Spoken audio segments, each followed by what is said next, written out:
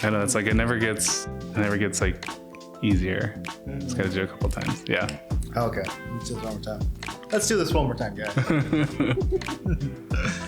The core focus for Whatislife.blog, the podcast series, is to connect intricate moments of humanity, which thus exposes the beauty of us.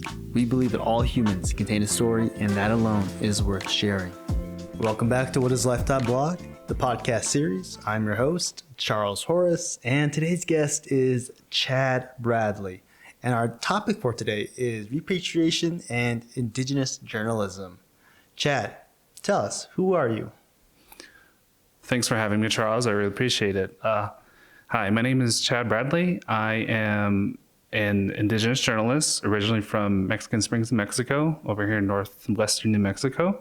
I currently live down in Phoenix, Arizona, where for the past year or the past several years, I was working on getting my education in journalism and investigative journalism at the Arizona State University, Walter Cronkite School of Journalism and Mass Communication. I've always wanted to be a writer of some sort, but I didn't know what I could do with that, right? Or really ever wasn't sure. But, back in like high school, we had those like work study things that we did in our senior year. And I got to do a little internship, Gallup City Limits. I don't know if it's around anymore, but it was a little newspaper that came out like every 2 weeks or something. And so I got to do reporting then. And I was like, wow, this is so cool. I get to go to places and talk to people and write about it, and also just share this to other folks. Like it's so fun. And of course, and going down to the Cronkite School, learning about journalism, not just how to what constitutes as news, but like kind of like the why of why we do this, why we try to educate the public and share stories that don't get shared elsewhere. It's so fulfilling. I'm gonna go back to the high school aspect. Your work study. I'm a little jealous of that because I never got to do a work study. You really? No, dude. So I failed. What was it? Chemistry. So that put me behind, and then I was also struggling with a couple other of my classes. I was also trying to bring up my GPA. Dang. Okay. So yeah, I never got to do any of that, but it's okay. It's all right. Dang. Okay. That puts into perspective, because I remember it was like the last 1 or 2 semesters of our senior year, and like I remember there were times where it was just kind of like easy, and so yeah, hearing now that you were struggling yourself, like I'm like, wow, like that makes me feel bad for you. Yeah, I'm sorry that you had to miss out on a potentially cool experience like that, but it's okay. I never, from my perspective, I never cared for high school. I enjoyed getting to meet everyone and having friends and hanging out and stuff like that. But the concept of institutionalized learning just never really sat well with me. I came from homeschooling, and I absolutely love that. Those were the best years of my life. If I think about my childhood, I think about my days during homeschool. And, it's just the opportunity to learn at my own pace what I want, how I want to do things, which gave me a lot of freedom. And so that to me, that's the best way for me to learn. I'm not saying that everyone else should learn that way. A lot of people need structure, need a little bit of guidance and so forth. So by all means, in that sense. But anyways, enough about me. Chad. Journalism, you said and I said that you're an Indigenous journalist. What do you mean by that? How is that different from a regular journalist? I think for me, what that means is that I do place a lot of, not so much, perhaps maybe it's emphasis. Maybe I put a lot of thought into covering stories on Indigenous people because I myself am an Indigenous person, where I've allowed my connection and my history and my know-how of how these types of communities, how they think and how they I don't want to say operate, but just kind of, I have a familiarity with that, and then you can I use that to my advantage, at least in the sense like I'm not going to be able to score exclusives, stuff with people like, oh, I'm playing my native card. No, it's not that. It's in the sense of like I understand where you're coming from, because for so long journalism has always been by non-minority entities, people, organizations, and there's just little to no understanding of nuances of communities and whatnot. And more, we're kind of not getting rid of, but they always talk about objectivity in journalism. Like objectivity doesn't really exist. It doesn't exist for anything. Our biases, our inherent biases, they're always going to pop up in whatever we do. Can you go a little bit more into detail? What do you mean by objectivity? In relation to news, they say that objectivity refers to just reporting the facts, where a reporter's insight or their feelings or whatnot is completely absent from the reported story, where it's like they just want the facts, they just want what's literally happening. That sort of journalism exists, and it is important. But it's only one aspect of it, because what also goes into news is analysis. It's context. There's all of this background, foreground, all these other aspects that have to inform what you're doing. Like if you're showing a city council meeting, well, why is that council meeting happening? Right? Like what has led up to this point? And who's it going to affect? Who are the people that are sponsoring this whatever bill or legislation that they're doing, right? There's the interconnectedness of issues. You can't just plainly show things. You have to have folks in there who know inherently what's going on, and the why of this. Because when you talk about the who, what, when, where, right, of journalism. Yeah. But it's like the why. Why should it matter? Why is this happening? So it's like looking at the big picture, right?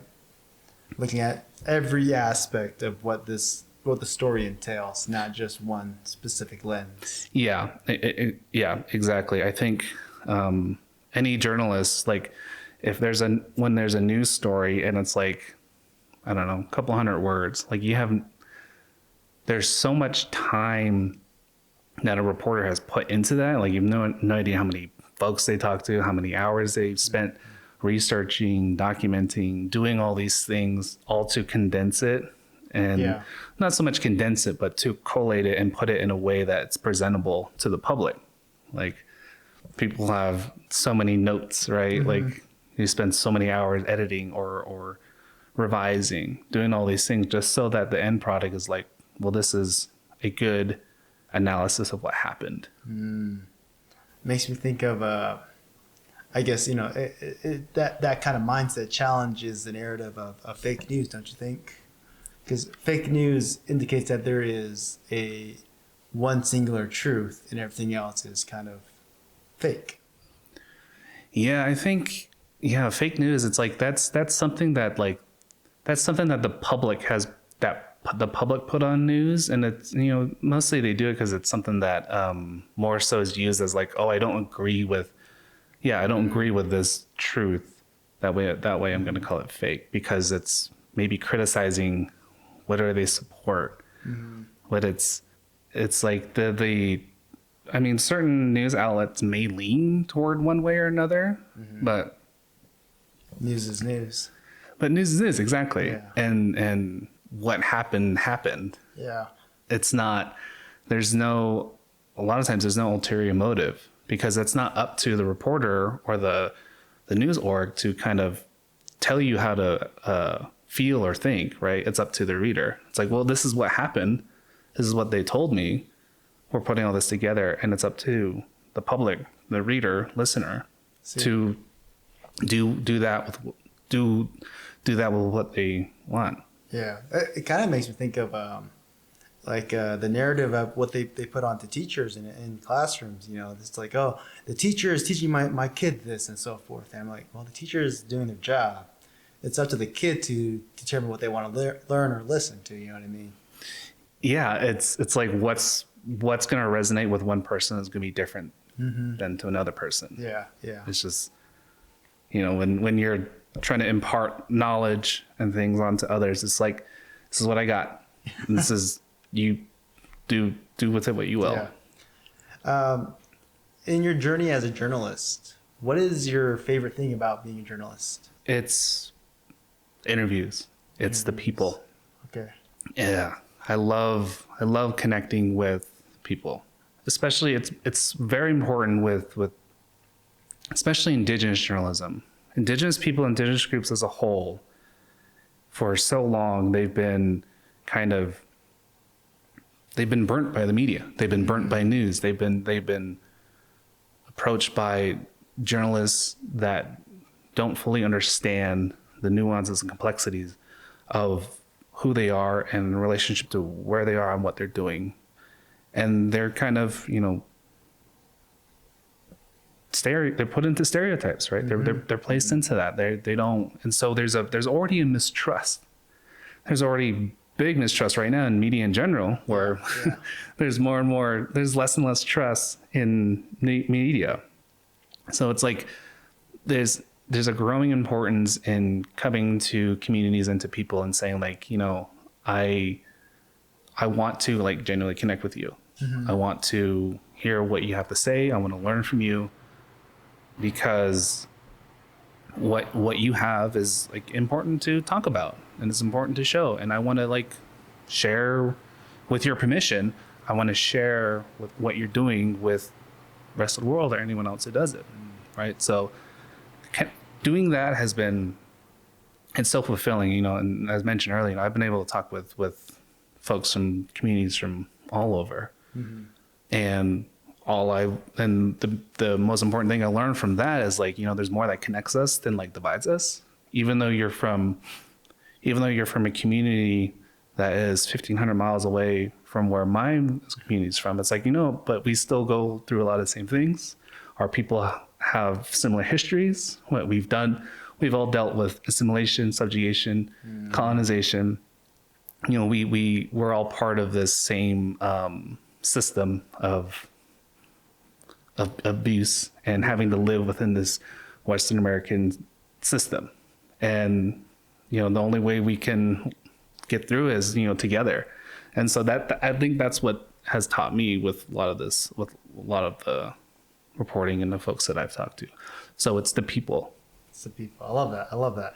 Do you think the overall goal for journalism or news itself is to pursue interconnectedness, to create relatability and understanding, as opposed to what I've seen, at least lately, is always division, pushing people away? I would hope so. I would hope that, I think by and large, you know, journalists, reporters, it's like individually, it's like we all want to do good work. We all want to do right by the people that we talk to, and who the people who have generously gave us their time to talk with them, and so that we can quote them in the story. Like, we want to do that. We want to, you know, share. We want to share that. We want to make people feel connected and seen and heard. And we don't want to sow division. We don't want to make you think something negatively. I mean, that's, we're not, you know, it's like, we're not trying to force you to think one way or another. Yeah. In a way that I like that. And it is kind of difficult too. I mean, like you said, you were, before we started the podcast, you were talking about big corporations. And do you think these big corporations, these monopoly news stations, have an agenda? They probably do. You know, with corporations, especially in the US, you know, capitalistic society, it's like everything is, they're trying to drive a profit. They're trying to, you know, make sure that the folks who put money in them get a return on their investment, right? It's all profit driven. So, And I think as we see with a lot of other entities where they're putting profit over everything else, and that comes at the expense of, human rights Yeah. and workers' rights and, damages to the environment, right? Like there's all these things where it's like, well, we want to make money off of this and everything else is secondary. I mean, not even second, maybe tertiary, maybe further down the list, because it's like they want to make as much money as they can, and everything. And the things that probably do actually matter are, affected and hurt by it. For those who are interested in going into journalism, what would you recommend? What would you say? What would you tell them? Especially as indigenous youth. I like that question, Mike, because I'm a big advocate for mentorship and education, especially as it relates to just like creative expression and art, media literacy, things like that. And like journalism is sort of like a specific niche of just what it takes to be, like what it means to like create and stuff. And so like more generally, it's like, do you like to draw? Do you like to paint? Do you like to, make and edit videos, right? Like, you have to do those things and get better at it. I always like that. Of course, my initial interest was for writing, writing fiction, writing short stories. I remember, Stephen King, right, the horror author. He has a book called On Writing that he wrote about writing. A lot of it's like biographical, but he talks about like when he was writing, when he first began writing. But I always say you have to read a lot and you have to write a lot, and like that, you just have to start out like that. You have to kind of keep growing that muscle, growing that. And I think with journalism, it takes like certain breeds of people to want to do journalism. Mm-hmm. And I'll always appreciate when someone wants to, be that, because they're serving the public, they're serving the community by, informing and enlightening. And I think, and I guess now if someone wants to get into like journalism specifically, is definitely find a journalist and find a good org that does good work.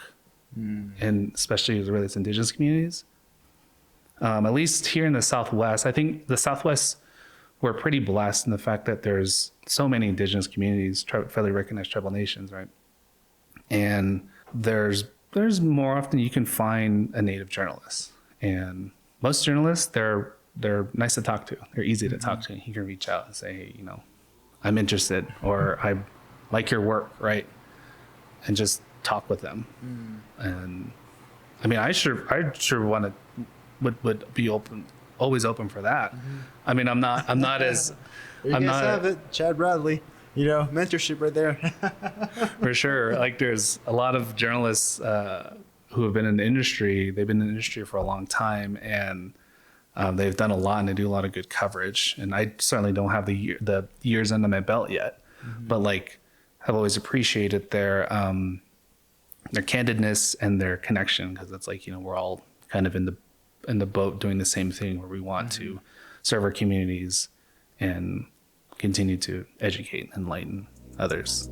This episode is brought to you by McKee Wallwork, an Albuquerque-based consulting firm that helps companies find growth worth fighting for. Their president, Jonathan David Lewis, just released a new book called The Rebuilders, a 6-month of daily readers for leaders navigating difficult moments. You can find it at McKeeWallwork.com. I like that. You sent me that link on the project that you guys were working on with the Pawnee repatriation. Yeah. Oh, yeah. Yeah. In grad school, we did this project called Failure to Comply. It's about repatriation, also known, well, colloquially, generally it's called repatriation, but the concerns this federal law passed in 1990 called the Native American Graves Protection and Repatriation Act, NAGPRA for short. And essentially, it's a law that's supposed to, because going back, as the United States expanded westward and displaced a lot of indigenous communities and native people, they non-indigenous entities came across a lot of human remains of Native people, human remains, and the objects they were buried with, called funerary objects. That's what they call it. And they took those, right, during archaeological digs. They took those, and museums held it in their collection for the longest time. And their collections were huge. And it's like, they said that it was for the purpose of science, right, and research. Yeah. But from a human rights standpoint, from an indigenous standpoint, it's like you're holding something that doesn't belong to you. And you've excavated, you took out these people from their final resting place. Yeah.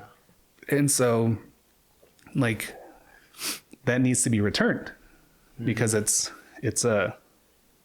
that only makes sense. Yeah. I mean, yeah, I just watching that. It's like, well, like 8 minutes, right? It's like an 8-minute video. I was getting mad at every second. I was like, what the heck? Yeah, it's infuriating. It's frustrating. It's these, all these places, huge, renowned places. Like among the three biggest in the U.S. that had the collections was the Harvard Peabody Museum, UC Berkeley in California, and the Field Museum in Chicago. They had the largest collections. And I always want to shout out that my initial interest was from ProPublica. They did theirs called the Repatriation Project, and that's when they first published the numbers of how many human remains and funerary objects are in possession by these entities. It's entities that receive federal funding, and typically that's museums and universities, with archaeological, anthropological like wings and stuff. And I was like blown away by that project. It's cool that it's done by Mary Huditz. I believe she's a member of the Crow Nation from Montana. And there's Graham Lee Brewer, who is, at the time he's at NBC, but they're Indigenous journalists, both real cool people. And they were both kind of working on the same thing. They're like, hey, we're both looking in it's called the Federal Register. It's basically just like a bulletin board of what the federal government posts. And we're kind of looking for the same stuff. And they're like, you don't want to work on a story together? Like, sure, yeah. And it's through like that collaboration that they came out with the repatriation project. And that came out in 2023, January of 2023. Wow. And so when that came out, I was just like, wow, this is incredible. Mostly the work that they did, but also the care that they put into that project. Because you can tell when a story about Native people is done by Native people, because it's like, it just clicks. Like you read it, you're like, it feels right. It feels good. Yeah. Yes, this is exactly what I felt or what I meant. And so like after that point, that was on my mind, and that was my life for nearly 2 years. I was able to, around that was in the spring of 2023, I had an internship with Arizona Luminaria. It's this little nonprofit news org that's based in Tucson. But they cover all of Arizona. So I was doing that as part of an internship, and I wanted to do a repatriation story. And I was like, well, I want to do, because ProPublica's project was national and cover the whole country. But I was like, and what you can do with a lot of stories is you can localize it. If there's a big national or regional topic, like, oh, what is that? How does that look in where I live?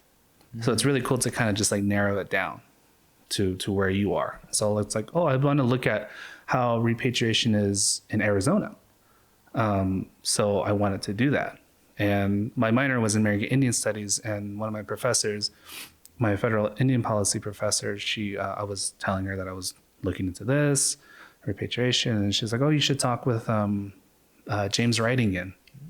He's a founder of the American Indian Studies program, and he's retired. Unfortunately, he passed away back in last year, which is unfortunate, but so rest in peace, James Wrightingham. And so I talked with him, and then he connected me with Suzanne Schoen Hardrow. She's a Indigenous poet and activist, and Suzanne, James, and so many other people, they were like instrumental in letting NAGPRA get passed, because NAGPRA followed the National Museum of the American Indian Act.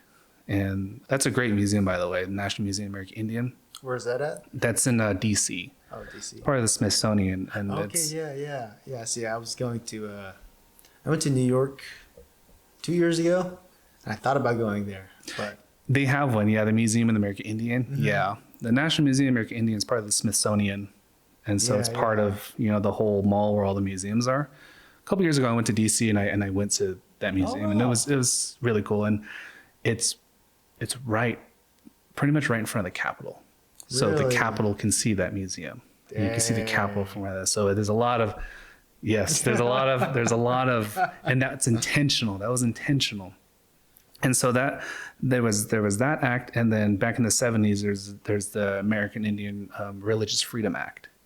And so when it comes to Indigenous people, there's all of these different acts and policies that kind of, really affected how we live today, right? Like, 638, right?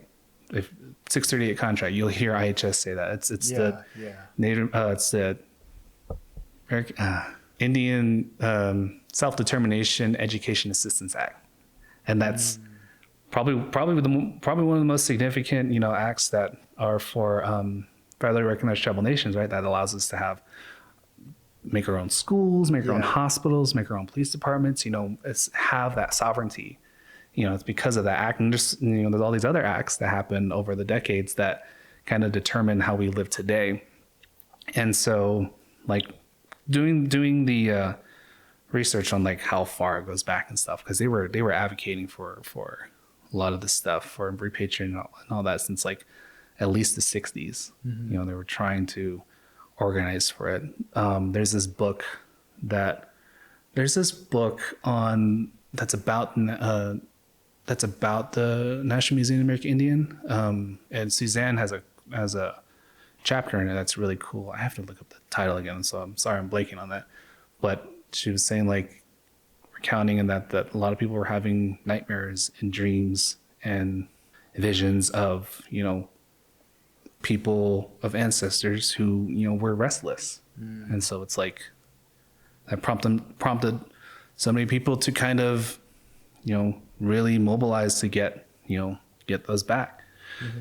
And with a lot of work and a lot of time, they were able to do that, which in the past in 1990. And so, like, it's supposed to facilitate the return of those all those human remains and the objects that they're buried with their respective tribal nations.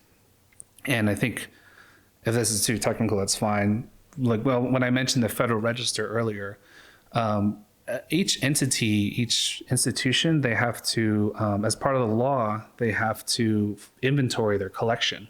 So they have to figure out, this is what we have, and this is who it belongs to. They have to identify who it belongs to. And so when they finish inventorying, they file a notice of inventory completion. Wow. That gets put on the Federal Register. And on there, it tells you how many have been identified and who it belongs to. And so it'll show a bunch of names and tribes. And then they have to separately do a notice of intent to repatriate. Yeah. And so that's basically saying, so we have our inventory, we know what's here, and this is the number that are ready to essentially go back. And that's as far as the law goes. The actual exchange between the institution and the tribe, that doesn't fall under the law.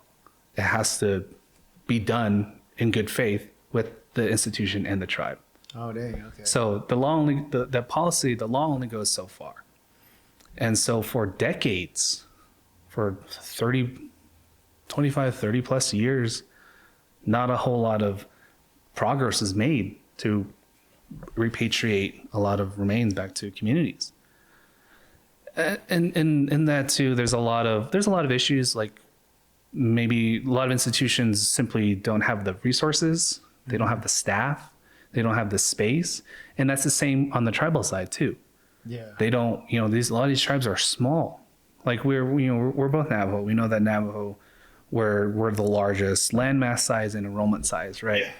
In terms of, there's a lot of us. Yeah, and our government, they have resources, they have funds, they have money, but so many communities are so much smaller than ours that the burden of trying to engage and, do this consulting with these institutions, it might fall on one person, on their cultural resource officer or their tribal historic preservation officer. But that person also wears other hats that they have to deal with that are more outside of repatriation. And they also just might not have the space to receive those to remain. So I think there's instances too where a tribe will say, they've engaged in meaningful discussion with the institution, and they say, like, that's okay, you can keep them. That happens, but more often than not, a lot of tribes want those.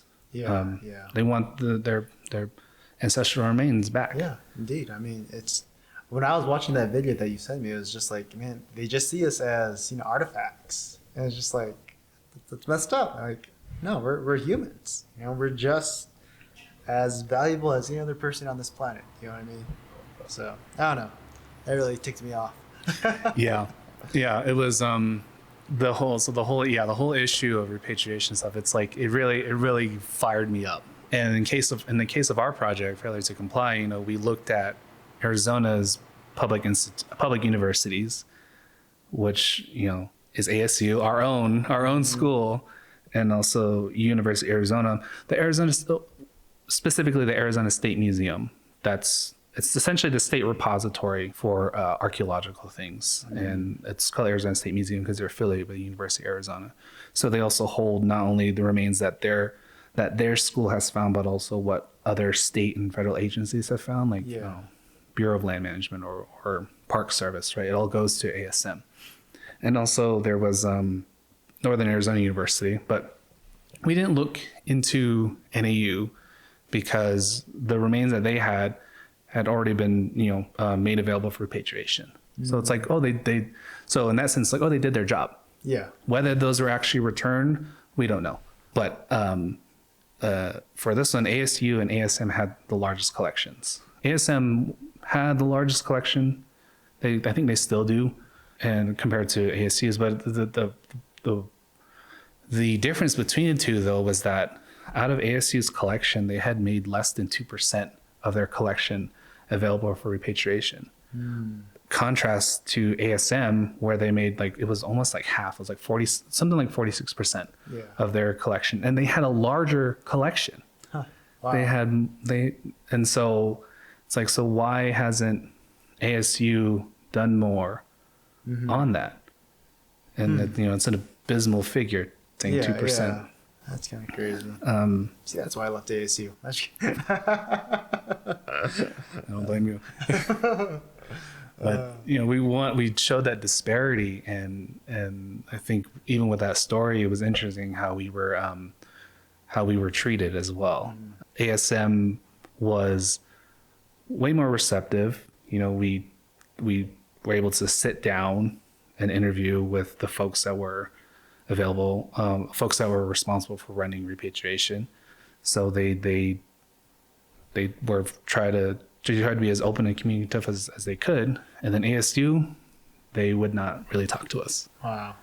And I think even once or twice tried to almost like shut us down.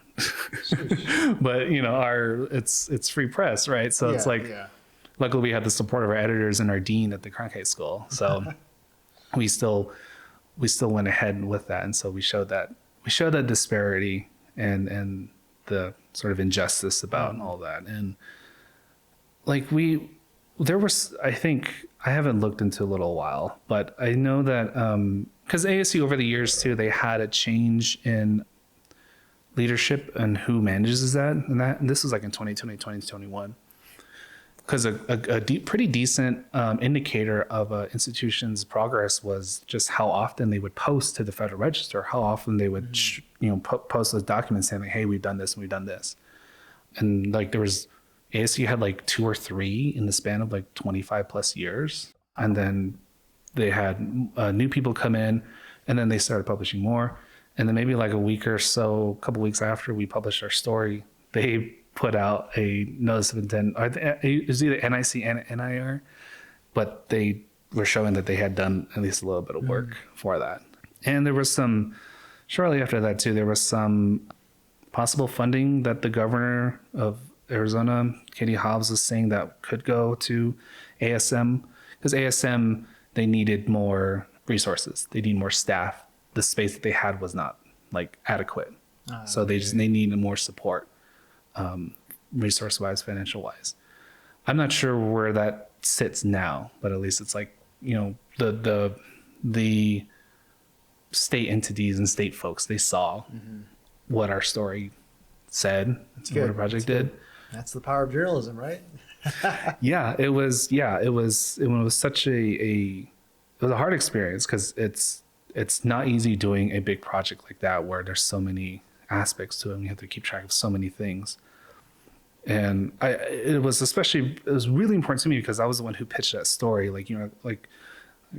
NAGPRO was what felt like my life for 2 years. And so for that whole 2023 into 2024, I was just like, I want to do more things on this. So in my program and our assignments and stuff, if I had to share a news story or I had to make a pitch, it was like, oh, it's going to be repatriation, NAGPRO oriented. Yeah.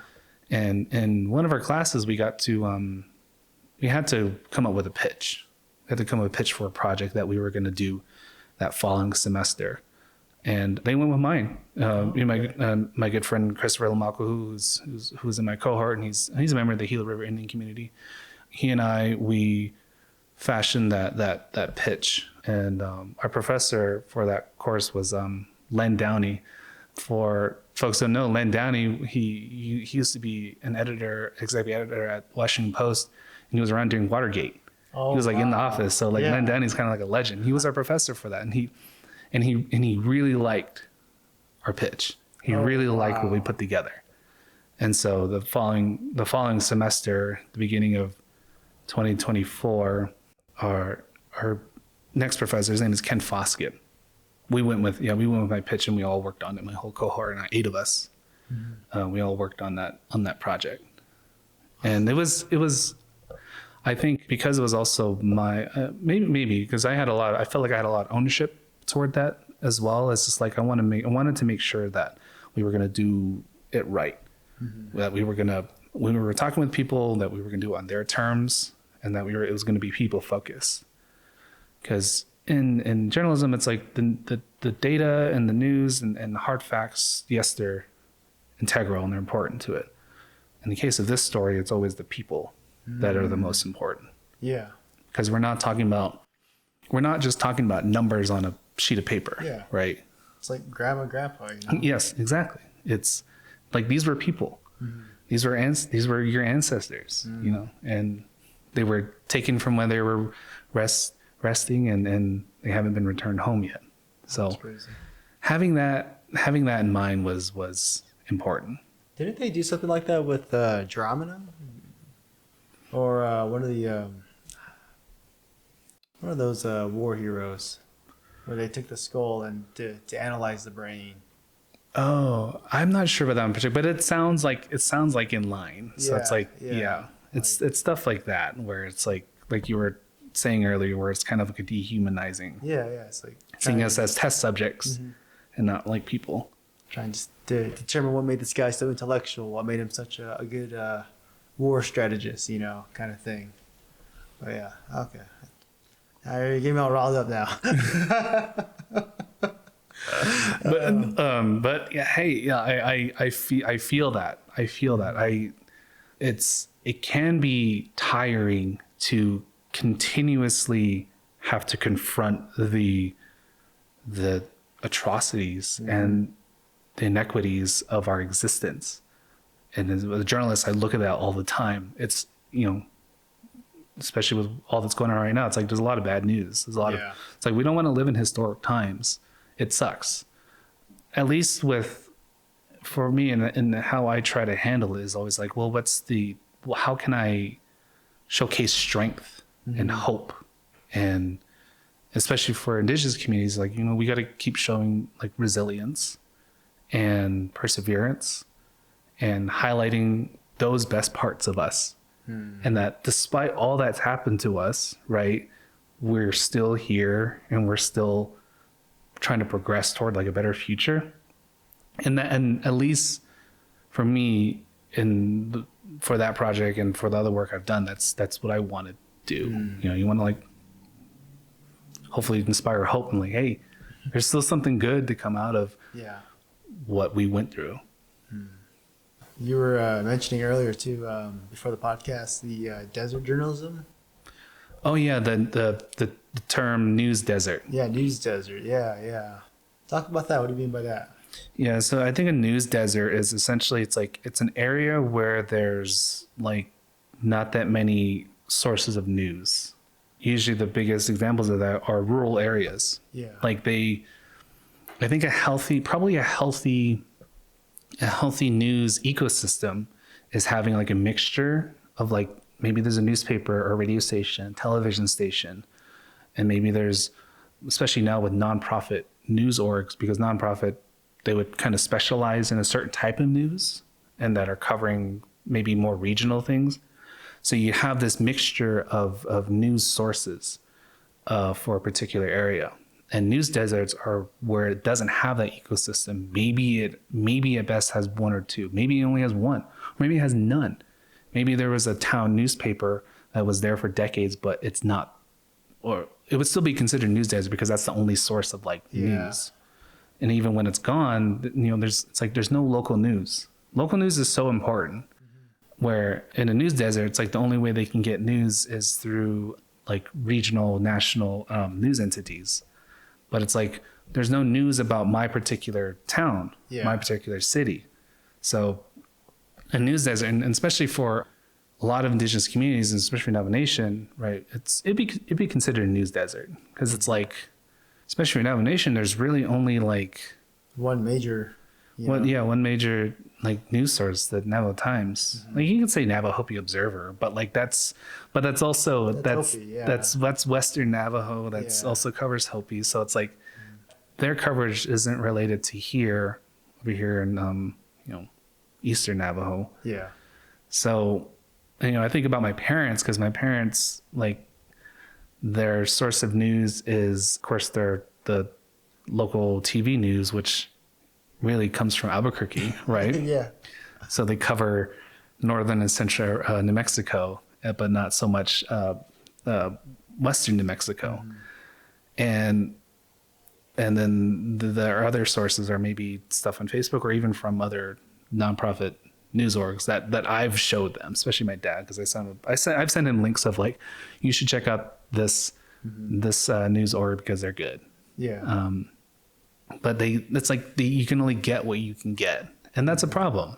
And because communities deserve to be informed about what's going on in their own space, and there's just not that many. And then of course the whole like more and more small town newspapers are being bought by companies and ultimately shuttered. Yeah. Just by venture capitalists and big old corporate interests. When you say local news, especially in the rural areas, makes me think of the introduction to smoke signals. I mean, yeah, like smoke signals would be better than nothing. Just be, well, another car just drove by. That's like, yeah, you could argue that like gossip and we know that with natives, it's like we all know each other, we all talk and stuff. Yeah. Like that's at its base level, that's local news. It is. Like what's happening in the town, right? Yeah. I was, it's like you're talking to like someone that goes to a school, and you get the inside scoop of what's happening within the school that's not even posted on the newspaper and stuff like that. Like, oh, is that so? So and so did this, or so and so said that. It's like, oh, okay. Keep talking. Here's some fry bread. Yeah, that's important. It's important to keep doing that, and then, that's local news at its simplest form. It's people It's people sharing info and connecting. Oh, so something happened at that house over there, huh? Oh, okay. Yeah, that's good. All right, cool. Chad, I think that's going to conclude our episode here. It was really great to have you here. Glad to have you here, man. Thank you. Yeah, thanks, Charles. It was a lot of fun. I really appreciate it. All right, cool. Whatislife is a marketing through podcast platform that utilizes conversations to promote opportunity exposure.